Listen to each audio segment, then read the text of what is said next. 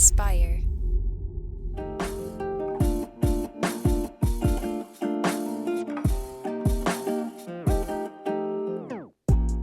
Welcome back to the Kidney Stone Diet Podcast, a show about reducing your kidney stone risk and living your best life. I'm your host and fellow student, Jeff Saris. And I'm Jill Harris, your kidney stone prevention nurse in the house. We need a little jingle every time. I like that. Yeah, I'm going to start making them up. Yeah. So we are playing Pam's message today. This is the third time we're trying this episode. Rebooted everything, so we should, fingers crossed, be good. And let's see when I hit play here. Hey, Jill. Hey, Jeff. This is Pam from the Facebook group. I post a lot. You might be able to guess who I am. I'd say my last name, but Jeff said not to. So anyway, this is Pam. And my question is about the oxalate list. I know that you only use the Harvard list, and I listened to you explain why many, many times. But obviously lots and lots of questions come up on a regular basis from people wanting to know other information. So my question to you is this.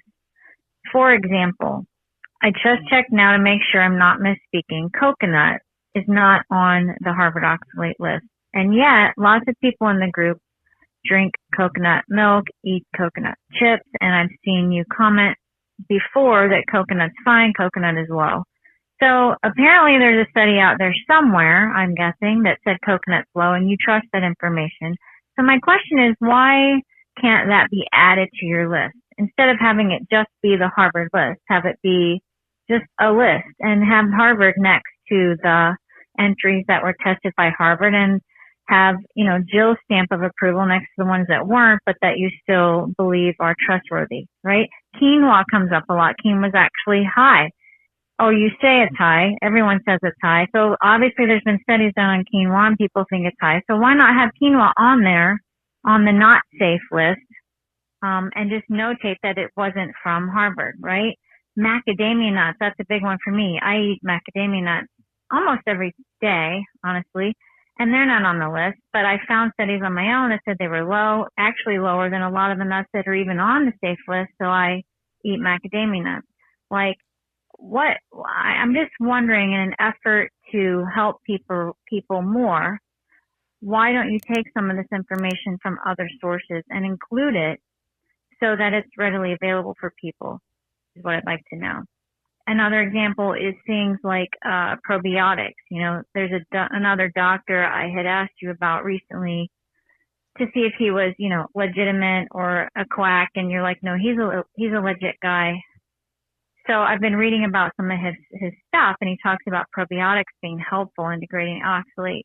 And people ask about that a lot, and the answer is always, I don't really know, they're probably safe, blah, blah, blah. Why not include research from other people? Why only Harvard, if there are, in fact, other legitimate people out there looking into this stuff?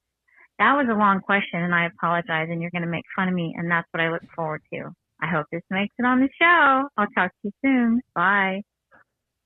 Friggin' Pam. She knows.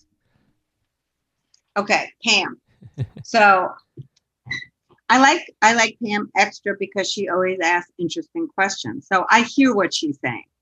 My job, and it makes perfect sense what she's saying.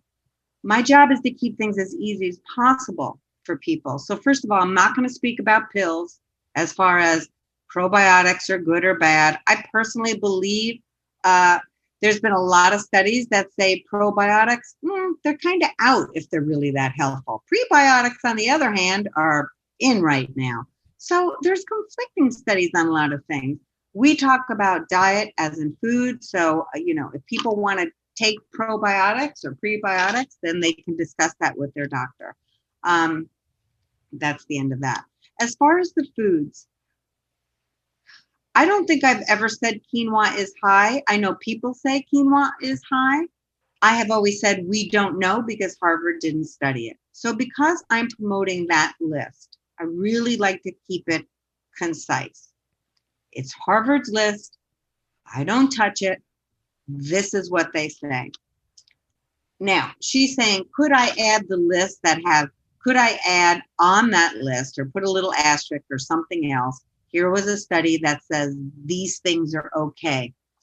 for every study that says something's okay, there is a study that says it isn't. So it gets confusing. So I like to keep the information the same. Why? Because again, I'm looking at the follow-up. So coconut milk. I don't think anybody's ever studied coconut milk, but I know a ton of my patients drink it and continue to have low oxalate. So that's what I'm basing that on. The other thing, macadamia nuts. I mean, look, if you want to try nuts, do it.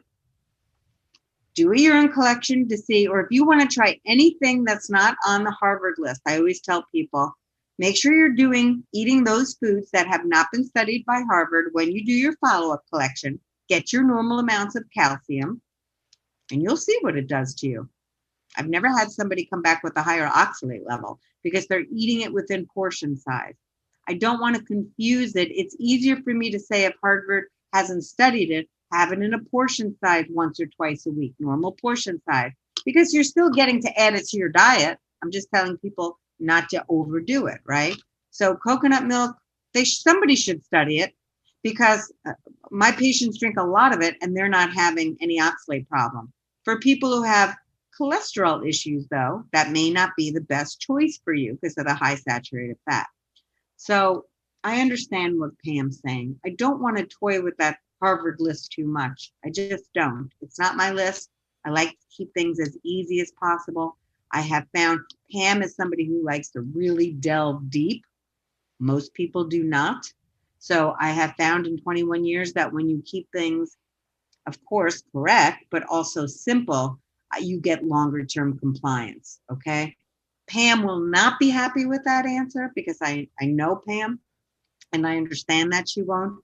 But since she's so great at researching and doing her own stuff and being compliant and doing urine collections, she can continue on her merry way, So if I have really valid studies for something, maybe I'll think about that going forward. But right now, I'm not ready to tinker with that list because my advice has been working so far for 2 decades.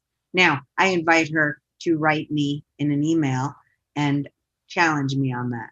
But I mean that. So she can say, listen, I'm not, I can be persuaded is what I'm saying. But for now, I'd really like to leave that list as it is. The oxalate portion of this is so simple and so overdone as it is. I just rather do it that way.